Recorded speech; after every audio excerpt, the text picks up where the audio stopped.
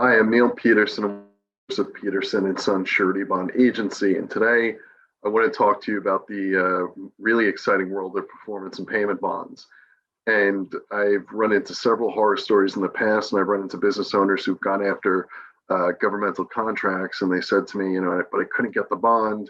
I didn't know where to go, and I said, well, why don't we have a discussion about getting you a bonding line so that you can be pre-qualified for a public job or another job that may require an actual bond, so that you could have everything lined up ahead of time. And they said, well, why would I do that? And I said, well, why would you be bidding on a job if you can't get a bond?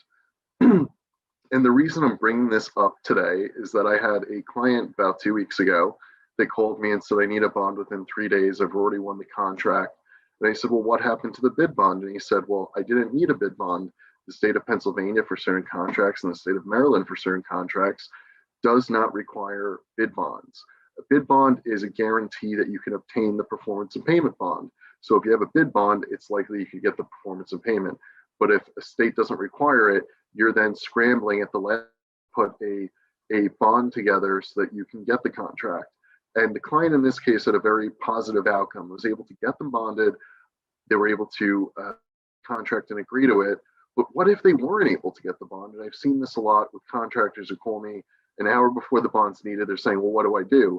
And they can't obtain the, and then they lose the contract. They lose their standing with the governmental entity that is awarding the contracts, who's going to remember, oh, we couldn't give a contract to this guy. We may not award them a contract in the future. So what's the solution?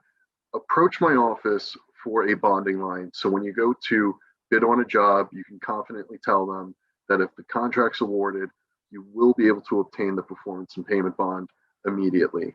Now, does this cost anything? No, it does not. If you have a bonding line set up, it does not cost anything until you actually get awarded the contract and obtain a bond.